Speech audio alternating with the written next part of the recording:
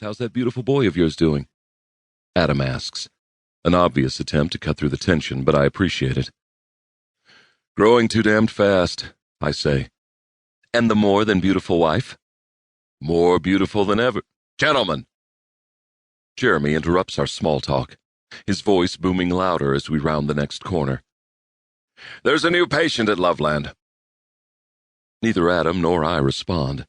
Our boss didn't bring us all this way just for that. And I can't stress enough how important this case is, he continues. It's one of the biggest we've ever had. Needless to say, we have to get this right.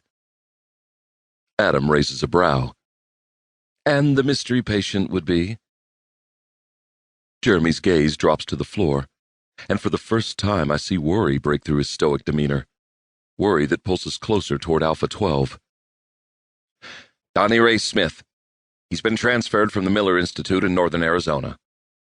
The reason? A court-ordered eval. His lawyers are going for the insanity defense. How come Miller sent him to us? Miller didn't. The judge did. The Institute had an internal shake-up just as their review of Smith was near completion. A neuropsychologist working the case is about to get her license yanked. When the DA found out, he put in a request for reevaluation. He got nervous, I say. Very nervous. This story's been all over the news up there.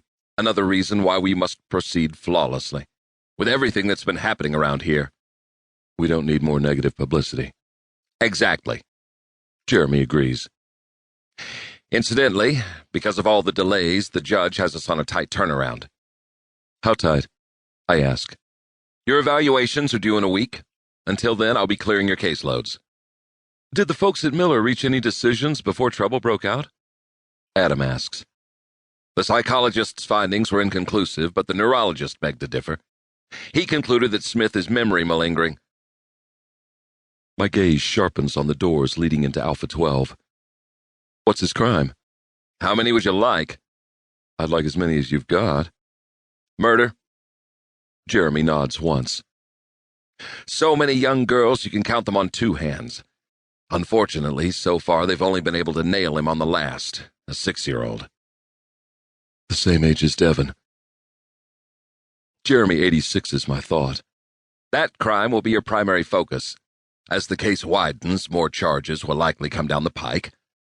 For now, since Smith's involvement in them is as yet unproven, the information on those cases is for background purposes only.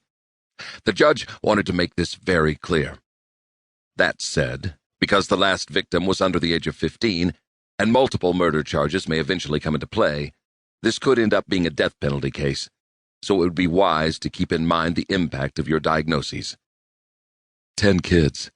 And they couldn't get him until now? How does that even happen? He stops to look at me. It happens when you can't find the bodies. Including the last. Including the last, yes. Adam shoves his hands in his pockets and observes Jeremy. So how come he's being held down in Alpha? It's taken 3 years to get him into custody, and the DA's not about to take any chances. He requested that Smith be placed within a maximum security setup.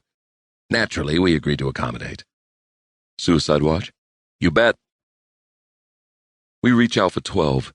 Jeremy swipes his card through a scanner slot. The door responds with a sharp, motorized click. When it opens, sounds roar out. The kind that can penetrate marrow. The kind that few people, if they're lucky, ever have to hear. Ululating, wordless lamentations. Shrill cries of base terror.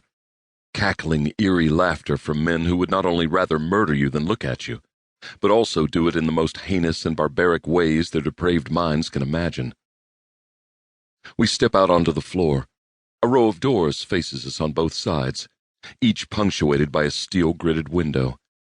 I see fingers and faces, all eyes aimed directly at us.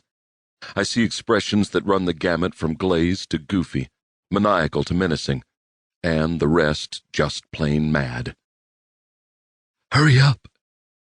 An urgent whisper sounds from behind me. I turn my head and find Stanley Winters staring at me with pleading distress. What the hell are you waiting for? He asks. Time is running out. I look at him calmly. This place is broken. His voice